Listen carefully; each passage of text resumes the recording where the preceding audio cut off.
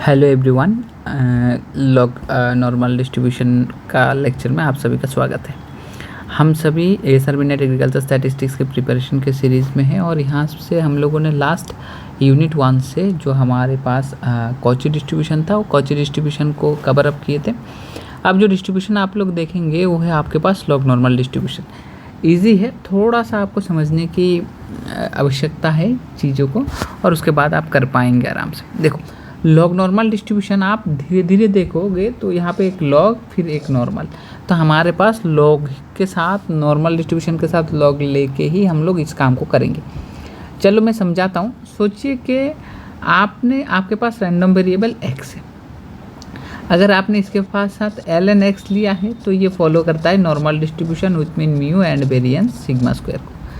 अब अगर आप y समझ लेते हैं, y equal to ln x कि y हमारा नॉर्मल डिस्ट्रीब्यूशन फॉलो कर रहा है। अब यहाँ से आप एक काम कर सकते हैं, x को सेपरेट कर दीजिए। अगर आप x को सेपरेटली देखना चाहते हैं कि ये x क्या फॉलो करेगा, अगर ये कंडीशन सेटिस्फाई हो जाता है ln x नॉर्मल को फॉलो करेगा, तो सेपरेटली अगर आप x को देखेंगे तो ये वाला x आपका लॉग नॉर्मल डिस्ट्रीब्यूशन को फॉलो करेगा with same mean with same variance. Mathematical function का मॉडिफिकेशन करके ही लॉग नॉर्मल डिस्ट्रीब्यूशन बनाया गया है, जो रिलायबिलिटी एंड सर्वाइवल एनालिसिस में आपका बड़ा मदद करेगा। ठीक है, चलो मैं चीज़ों को थोड़ा सा और आपको समझाने की कोशिश करता हूँ। देखो, लॉग नॉर्मल डिस्ट्रीब्यूशन पे पहले क्या होता है कि पहले रिलायबिलिटी मतलब हैज़ार्ड रेट जो है वो पहले इंक्रीज़ होता है, फिर एक जगह पे फिक्स होता है, फिर डिक्रीज़ होने लगता है। जैसे ह्यूमन साइकिल का लाइफ होता है, जैसे किसी भी चीज़ का पीक होता है ना, कि पहले स्टार्टिंग पे आप उतना एफिशिएंट नहीं होते, आपके लाइफ के एक पॉइंट पे आप बड़ा एफिशिएंट बन जाते हो और धीरे धीरे हम लोगों का एफिशिएंसी चाहे और भी चीज़ें डिक्रीज़ होना स्टार्ट होता है।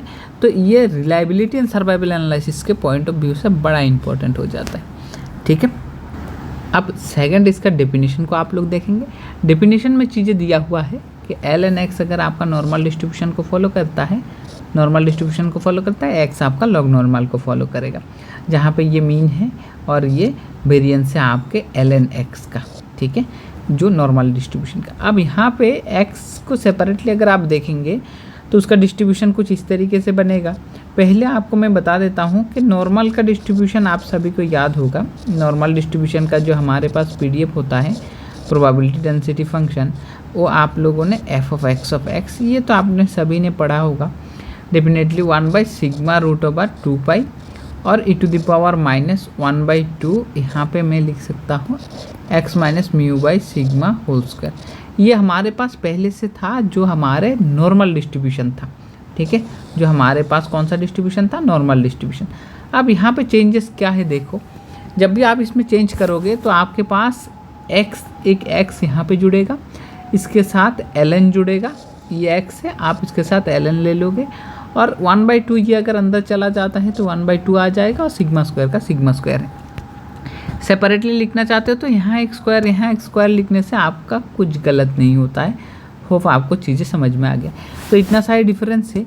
और एक डिफरेंस था, नॉर्मल में आपका x का रेंज था -∞ टू +∞। अब यहाँ पर रेंज है आपका 0 टू इन्फिनिटी। 0 से बड़ा मतलब 0 टू इन्फिनिटी। म्यू का रेंज -∞ से +∞ और स्टैंडर्ड डेविएशन भी 0 टू इन्फिनिटी। ये रेंज आप याद करके रखना है, x के रेंज में बड़ा अंतर है, क्योंकि इसलिए इसका एक लिमिटेशन भी हो जाता है कि आप नेगेटिव केस में लॉग नॉर्मल को यूज़ नहीं कर सकते।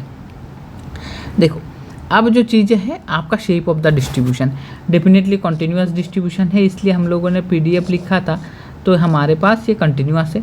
पॉजिटिवली स्क्यूड और राइट स्क्यूड, क्योंकि आप ऐसे स्टार्ट करेंगे ना, धीरे धीरे ये सिमेट्रिक बनेगा अगर आपका वेरिएंस लेस होता है तो मैं चीज़ें आपको ग्राफिकली दिखाता हूँ। देखो, आपका ये राइट टेल होता है, तो मतलब पहले ऐसे उठ के फिर यहाँ इस तरफ आपका लंबा सा लेस देखने को मिलेगा, तो ये राइट टेल टेस्ट है।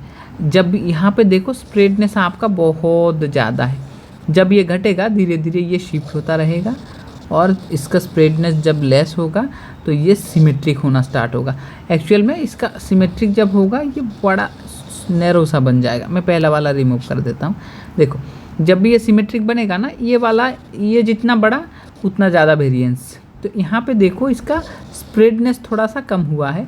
अगर आप इस पॉइंट पे देखते हो तो स्प्रेडनेस बड़ा कम हुआ है, तो तब जाके ये सिमेट्रिक बनना स्टार्ट होता है। लेकिन इनिशियली कैसा रहता है, इनिशियली आपका पॉजिटिवली स्क्यूड, या आप इसको लिख सकते हो same as right tail distribution लिख सकते हो, ठीक है, राइट टेल डिस्ट्रीब्यूशन। तो वही चीज़ें यहाँ पे लिखा गया है। Only for positive values, definitely ये 0 से लेके इन्फिनिटी, क्योंकि आपका रैंडम वेरिएबल कर रहे हैं, 0 to इन्फिनिटी रहता है। ऊपर में probability function. Long right tail हमने बोल दिया है। A variance decrease it's approaches to symmetric, वही बात है, ये जितना छोटा होता जाएगा धीरे धीरे, ये जितना छोटा होता जाएगा धीरे धीरे ये आपका उतना सिमेट्रिक बनना स्टार्ट हो जाएगा। कि बीच में से लेफ्ट में जैसा दिखता होगा राइट में भी वैसा ही दिखता होगा, अगर बीच में से एक लाइन खींच देते हैं तो, ठीक है। तो ये इसका प्रॉपर्टीज़ हैं, आप इससे इसका प्रॉपर्टी का गेस कर सकते हो। अब देखो एक एग्जांपल मैंने लिया है, एग्जांपल आप ऐसे भी सोच सकते हो कैसे आप लॉग नॉर्मल डिस्ट्रीब्यूशन को बना सकते हो। सोचो आपके किसी भी प्रोडक्शन प्रोसेस में, आपका प्रोडक्शन प्रोसेस बहुत सारे फैक्टरों पे डिपेंड कर रहा है। Soil fertility, rainfall, temperature, fertiliser efficiency, pesticide damage, ये सारा कुछ के ऊपर डिपेंड करके ही ना आपका प्रोडक्शन होगा।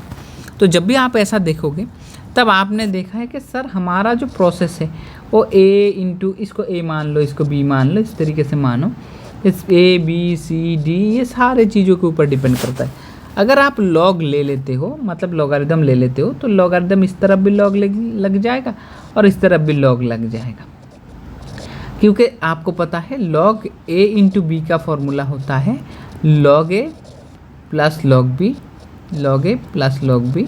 तो इसलिए आपके पास एक अपॉर्चुनिटी तो है, आप जब भी इसके साथ लॉग लेंगे तो लॉग ए, log B, log c, log D इस तरीके से आएगा। तो आपको पता है ln y जो है ये क्या फॉलो करेगा, आपका नॉर्मल डिस्ट्रीब्यूशन को फॉलो करेगा। मैं समझाता हूँ, अगर यही चीज़ है सम ऑफ इंडिपेंडेंट, देखो ये भी इंडिपेंडेंट, ये भी इंडिपेंडेंट, ये भी independent, sum of independent random variable will follow the normal distribution. तो आप यहाँ पे सम का प्रॉपर्टी यूज़ करोगे। कैसा property sir, sum of independent, देखो ये सारा का सारा जो आपके पास अवेलेबल है ये इंडिपेंडेंट है। Sum of independent variable follows normal distribution, कुछ मीन और कुछ वेरिएंट के साथ। अब आपको पता चल गया है ln ये फॉलो करता है नॉर्मल डिस्ट्रीब्यूशन, तो आपका सिंपल यील्ड जो होगा वो फॉलो करेगा लॉग नॉर्मल डिस्ट्रीब्यूशन, ठीक है। और वो लॉग नॉर्मल डिस्ट्रीब्यूशन उस सेम मीन उस सेम वेरिएंस होगा, ठीक है। तो ये चीज़ों को आप आइडेंटिफाई करके रखना कि सर हमारे पास अगर ऑब्जर्वेशन इंडिपेंडेंट दिया है, हम उसको मल्टीप्लाई करके आराम से हमारा लॉग नॉर्मल डिस्ट्रीब्यूशन क्रिएट कर सकते हैं, ठीक है। तो वही चीज़ें यहाँ पे हैं, ये आपका नॉर्मल को फॉलो करेगा तो सेपरेटली ये लॉग नॉर्मल को फॉलो करेगा। तो ये क्रॉप आप देखेंगे तो ज़्यादातर आप प्रोडक्शन प्रोसेस में मॉडलिंग पे इस डिस्ट्रीब्यूशन को यूज़ कर सकते हैं। चलो अब चीज़ें हैं इंपॉर्टेंट प्रॉपर्टीज़, इसके रिगार्डिंग मैंने बोला है 0 to इन्फिनिटी। मीन आप लोग याद करके रखोगे e⁻ म्यू और हाफ सिग्मा स्क्वायर। वेरिएंस आप याद करके रखोगे e⁻ sigma square -1 into e⁻ mu two mu plus sigma square. Median का वैल्यू अलग है e⁻ म्यू, तो आप मीडियन भी याद करोगे और मोड का भी वैल्यू अगर आप देखोगे तो मोड भी आपके पास सेपरेट होगा e⁻ mu minus sigma square, तो मोड भी है। Coefficient of variation standard division by mean अगर करते हो तो square root of e⁻ sigma square -1। Moment generating function, ये की पॉइंट है, देख लेना आप लोग कि the moment generating function does not exist. Last जो कॉची में बोला था मैंने, तब भी आपका क्या नहीं था, MGF नॉट एग्जिस्ट था। अगर MGF एग्जिस्ट नहीं करता फिर, लेकिन कॉची में मैंने ये बोलना भूल गया था, कॉची में आप लोग देख लेना, इसका ना CH फंक्शन एग्जिस्ट करता है। तो CH फंक्शन इसलिए क्या होता है कि CH फंक्शन हर डिस्ट्रीब्यूशन का एग्जिस्ट करता है, ऑलवेज एग्जिस्ट, लेकिन आपका मोमेंट जनरेटिंग फंक्शन एग्जिस्ट नहीं करता। क्या नहीं करता, ये moment generating function always exist नहीं करता, तो ये डिफरेंस है। तो मोमेंट जनरेटिंग फंक्शन यहाँ पे एग्जिस्ट नहीं करता, is not finite for positive T. आप टी का वैल्यू अगर पॉजिटिव लेते हो तो आपके पास मोमेंट जनरेटिंग एग्जिस्ट नहीं करता। रिगार्डिंग इसका देखो log normal MGF but positive moment exist, हाँ ये चीज़ें देखो। नॉट फाइनाइट, आपका एमजीएफ फाइनाइट नहीं होता, लेकिन फिर भी आपका मूवमेंट तो एग्जिस्ट करता ही करता है। देखो अब यहाँ पे चीज़ें आप समझ भी जाओगे, जो चीज़ें मैंने ऑलरेडी डिस्कस कर दिया है। स्क्यूनेस, ये पॉजिटिव स्क्यूड है, लेकिन for higher sigma more skewed आपका मोर लॉन्गर टेल। मतलब बात ये है कि पॉजिटिवली स्क्यूड तो रहेगा, आपको पता है 0 से स्टार्ट होता है। और पहली बात है ये देखो, ये लास्ट मैंने पहले ड्रॉ कर दिया है, तो मोर स्क्यूड होने का मतलब है लॉन्गर राइट टेल। मोर स्क्यूड मतलब ये पहला देखो, मोर स्क्यूड मतलब लॉन्गर टेल। लेस स्क्यूड होने में आपको छोटा सा और कम टेल देखने को मिलेगा। तो जितना धीरे धीरे ये सिमेट्रिक होता चलेगा उतना उसका टेल भी छोटा होता चलेगा। तो देखो यही चीज़ें है। मोर स्क्यूड मतलब सबसे ज़्यादा स्क्यूड कौन सा है, ये वाला। तो मोर स्क्यूड मतलब इसका ही सबसे ज़्यादा लंबा लेज, मतलब लंबा टेल होता है, राइट टेल। तो यही इसका ग्राफिकल पॉइंट ऑफ व्यू था स्क्यूनेस के हिसाब से, ठीक है। अब देखो आपके पास आता है यहाँ पे रिलेशन विथ अदर डिस्ट्रीब्यूशन। ये चीज़ें मैंने बोल दिया है, नॉर्मल वाला, नॉर्मल आप लॉग नॉर्मल के साथ कंपेयर कर सकते हो। और अगर आपका ये कंपैरिजन आपको आता है, क्योंकि मैंने अभी अभी दिखाया था नॉर्मल से लॉग नॉर्मल आप कैसे जाते हो।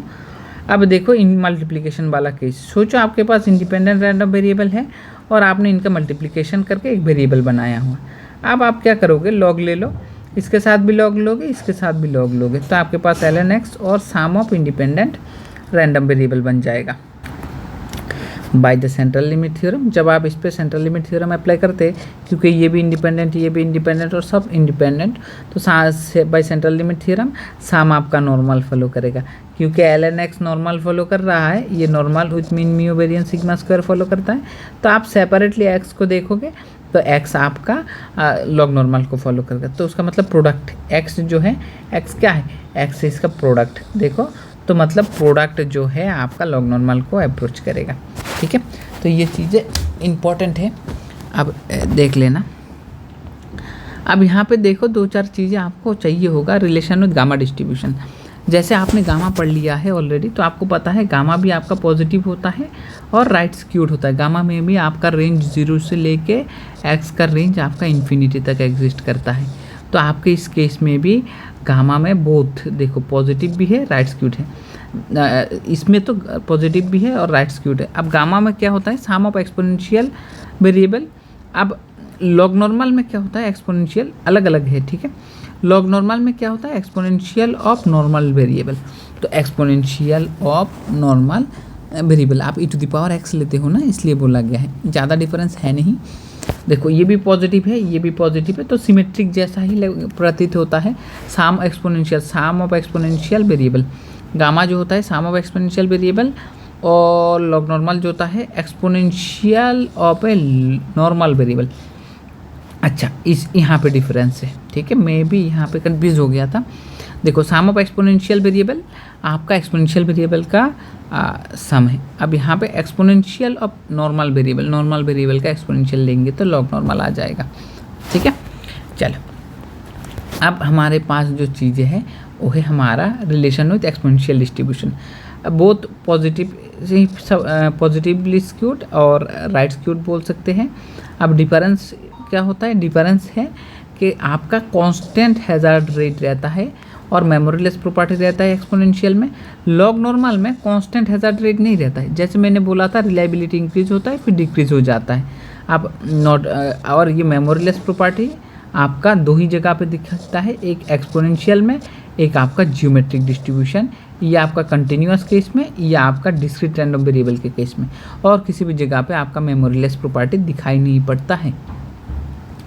अब relation with uniform distribution, you अगर आपका यूनिफॉर्म डिस्ट्रीब्यूशन उस 0 1 होता है तो आप यहाँ पे x = u इनवर्स ले सकते, मतलब f इनवर्स u ले सकते।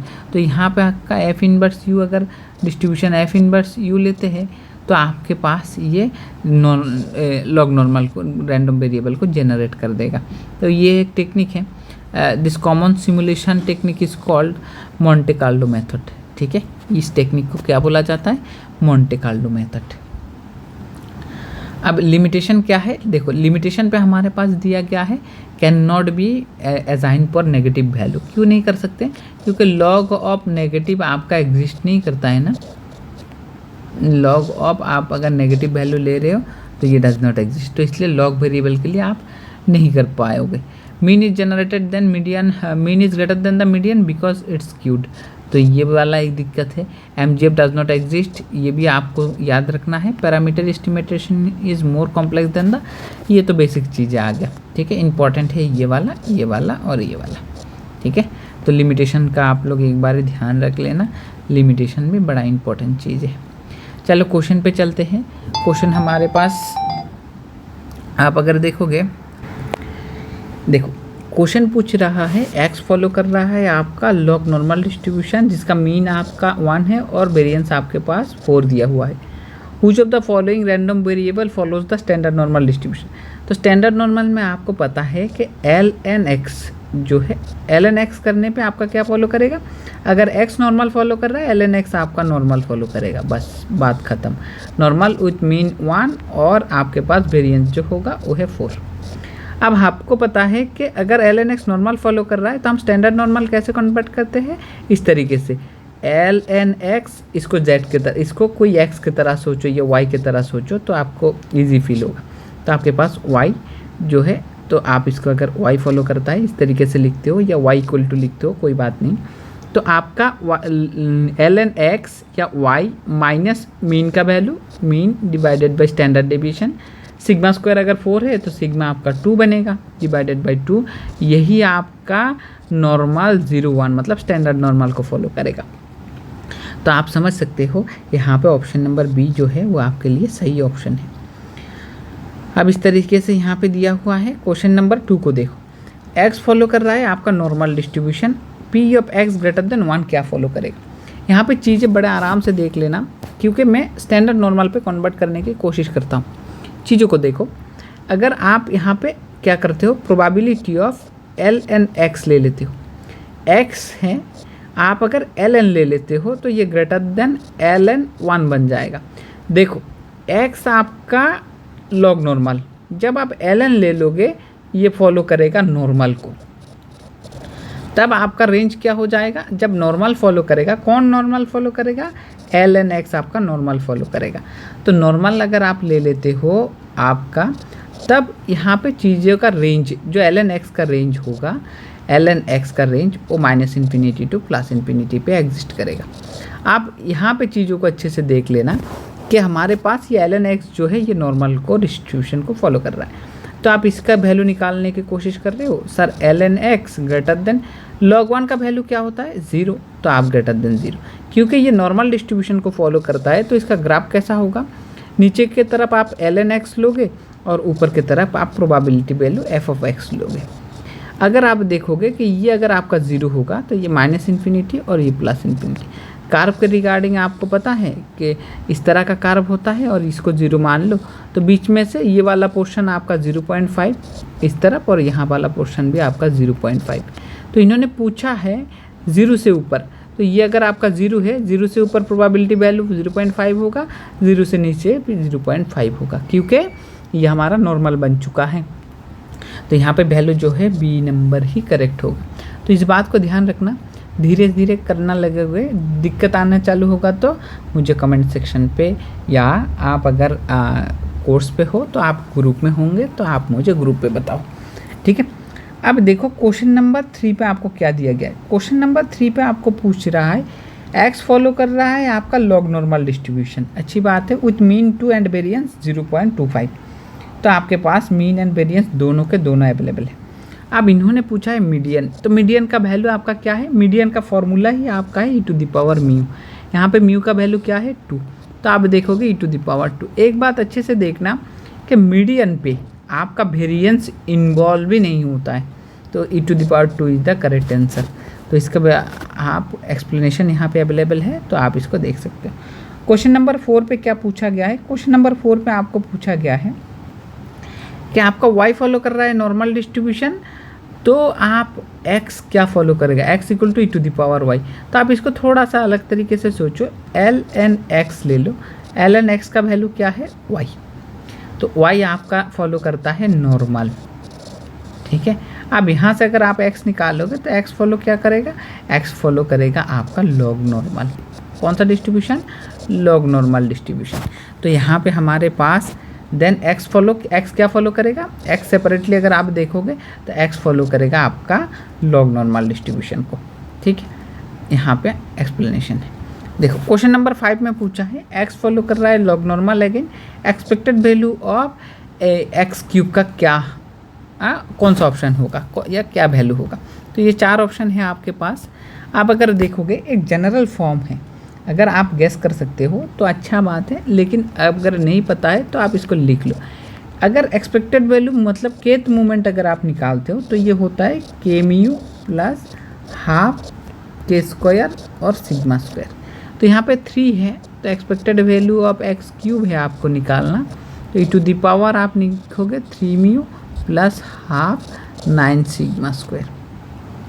तो आपके पास हाफ इंटू 9 सिग्मा स्क्वायर, ठीक है। हाँ, ये है आपका करेक्ट आंसर। तो ऑप्शन नंबर बी जो है वो सही बैठेगा। अब यहाँ पे देखो आपके पास एक्सप्लेनेशन है question number 6, which of the following statement is true, कौन सा आपका ट्रू है। Sum of independent log normal variate is a log normal variate, मतलब लॉग नॉर्मल डिस्ट्रीब्यूशन का ये एक तरह से एडिटिव प्रॉपर्टी बोला गया है कि sum of independent log normal variable is again a log normal variable, not necessary. Product of independent log normal variate, अगर आप उसका प्रोडक्ट लेते हो तो आपके पास क्या आ जाता है कि सर मल्टीप्लिकेशन के फॉर्म पे आ जाता है। मैं इसका थोड़ा सा एक्सप्लेनेशन देता हूँ आपको, नीचे भी होगा कि x1 सोच लो आपका e to the power y1 को फॉलो करते हैं, x2 equal to e to the power y2, अच्छी बात है। आप अगर x1 इंटू x2 करोगे ना तो आपको e to the power y1 plus y2 मिलेगा, क्या मिलता है y1। आप अगर ln ले लोगे x1 इंटू x2 तो आप देख लेना यहाँ पे y1 प्लस y2 होगा। तो आपके पास वैल्यू क्या आ रहा है y1 प्लस y2। तो ये क्या है, ये है आपका नॉर्मल। ये किसको फॉलो करेगा, नॉर्मल को फॉलो करेगा बाय CLT, ठीक है। अगर ये नॉर्मल को फॉलो करता है तो सिर्फ x1 इंटू x2 क्या फॉलो करेगा, x1 इंटू x2 आपका लॉग नॉर्मल को फॉलो करेगा। तो आप यहाँ से बोल सकते हो वो product of independent log normal variable आपका लॉग नॉर्मल को फॉलो करता है। रेशियो इसके रिगार्डिंग ये गलत है, और square of log normal follows the chi square distribution, ये भी आपका गलत है। तो इस तरह से हमारे पास ये वाला आ जाएगा, ठीक है। अब देखो आपके पास क्वेश्चन नंबर ये एक्सप्लेनेशन है 7। क्वेश्चन नंबर 7 पे पूछा गया है एक्स फॉलो कर रहा है लॉग नॉर्मल डिस्ट्रीब्यूशन, वो भी स्टैंडर्ड 0-1, मतलब मीन 0 वेरिएंस 1। अब y अगर आप ले लेते हो, y इक्वल टू एक वेरिएबल आपने लिया है जो है ln x स्क्वायर। अब यहाँ पे ये y कौन सा डिस्ट्रीब्यूशन फॉलो करेगा ये पूछा गया है कि y आपके पास कौन सा डिस्ट्रीब्यूशन फॉलो करता है ये बताओ। तो आप इसमें से y को थोड़ा सा सेपरेटली अगर लिखना चाहते हो कि सर y इक्वल टू मैं लिख सकता हूँ 2ln x। अगर आप देखोगे x अगर आपका लॉग नॉर्मल फॉलो कर रहा है तो ये 2 इंटू ln x क्या फॉलो करेगा, नॉर्मल। तो ये नॉर्मल विद 0-1 हो गया। अब अगर आप यहाँ से मीन निकालते हो e ऑफ y आपके पास क्या आ जाएगा 0, वेरिएंस ऑफ y क्या आ जाएगा, सर हमारे पास 2 था तो कोएफिशिएंट स्क्वायर होता है 2 स्क्वायर इंटू 1, तो ये आ जाएगा 4। तो आपके पास y जो फॉलो करेगा वो नॉर्मल ही फॉलो करेगा, लेकिन उसका मीन होगा 0 और वेरिएंस होगा आपके पास 4। तो ये बिना कैलकुलेशन किए भी आप कर सकते हो, आपके पास ईजी रहेगा, ठीक है। तो ये हमारे पास y follows the normal distribution with mean 0 and variance 4। तो ये है हमारे पास ऑप्शन नंबर सी जो है वो करेक्ट बैठता है। आप देखना यहाँ पे एक्सप्लेनेशन है और मैंने ऑलरेडी कर दिया है तो आपको समझ में आ जाएगा। Which of the phenomenon best explain and why many biological measurement follows the log normal distribution? क्यों ऐसा किया गया है कि ज़्यादातर बायोलॉजिकल एक्सपेरिमेंट पे आपका लॉग नॉर्मल डिस्ट्रीब्यूशन को फॉलो किया जाता है। सिंपल बात है, जो चीज़ हमने बोला था with the help of CLT आप सम ऑफ लॉग ले लेते हो तो वो आपका लॉग मतलब सेंटर लिमिट थ्योरम की मदद से आप वहाँ पे लॉग नॉर्मल डिस्ट्रीब्यूशन को यूज़ कर पाते हो। सोचो आप x इक्वल टू जो एक्सप्लेनेशन पहले भी था x1 x2 xn ले लिया है और यहाँ पे आपको ln x लिया है, तो यहाँ पे ln x1 plus ln x2 इस तरह से ln xn होगा। तो अगर आप इस तरीके से लिखते हो तो ये साम क्या फॉलो करेगा, ये साम फॉलो करेगा आपका लॉग नॉर्मल डिस्ट्रीब्यूशन। तो इसलिए सिर्फ with the help of central limit theorem applies after the logarithmic transformation हम लॉग नॉर्मल को यूज़ कर सकते हैं। इसीलिए ज़्यादातर इस तरह के फिनोमिनन पे हमारा लॉग नॉर्मल यूज़ किया जाता है। ठीक है, अब देखो क्वेश्चन नंबर का एक्सप्लेनेशन है। Question number 9, which of the following distribution has no memoryless property. कौन सा डिस्ट्रीब्यूशन का मेमोरीलेस प्रॉपर्टी है ही नहीं, अनलाइक द एक्सपोनेंशियल डिस्ट्रीब्यूशन। तो आपको पता है ये है, इसका आपका मेमोरीलेस प्रॉपर्टी एग्जिस्ट करता है। ठीक है, मेमोरीलेस प्रॉपर्टी एग्जिस्ट करता है। सिमिलरली इसका भी एग्जिस्ट करता है। इसका होता है डिस्क्रीट रैंडम वेरिएबल के केस में, इसका कंटिन्यूअस रैंडम वेरिएबल के केस में। इसमें एग्जिस्ट नहीं करता है। बोथ ए एंड डी तो कभी नहीं आंसर होगा। इसका एक्सप्लेनेशन मैंने देखा हुआ है, इसका आंसर जो है वो गलत है। देखो यहाँ पे ऑप्शन नंबर आपका ए होना चाहिए और यहाँ का एक्सप्लेनेशन भूल जाओ। ठीक है, इसका ऑप्शन जो होगा ए आपका करेक्ट होगा। तो होप आपको इसका समझ है। अब देखो, compared with the exponential distribution the hazard rate of the log normal distribution। तो ये चीज़ मैंने आप लोगों को बारी बारीकी से बोला है। अगर आप लॉग नॉर्मल को यूज़ करते हो तो उसका जो हैज़र्ड रेट है वो कांस्टेंट नहीं रहता है, ऑलवेज इंक्रीजिंग लिनियरली ऐसा भी नहीं है। नॉन मोनोटोनिक मतलब मोनोटोनिक होने का मतलब बढ़ता है तो बढ़ता ही चला जाता है, घटता है तो घटता ही चला जाता है, ऐसा नहीं है। नॉन मोनोटोनिक का मतलब बढ़ेगा तो बढ़ेगा, घटेगा तो घटेगा। लेकिन नॉन मोनोटोनिक का मतलब बढ़ता भी है घटता भी है। तो पहले इसका बढ़ता है और उसके बाद घटता है, ये चीज़ आपको पता है। पहले राइज होता है देन फॉल। तो इसीलिए हमारे पास ऑप्शन सी जो होगा वो करेक्ट हो जाएगा। होप आपको अच्छे तरीके से लॉग नॉर्मल डिस्ट्रीब्यूशन समझ में आ गया है। अगर कोई सा भी दिक्कत आता है तो आप डेफिनेटली मेरे कमेंट सेक्शन पे, ग्रुप पे आप मुझे पूछ सकते हो। Thank you for watching.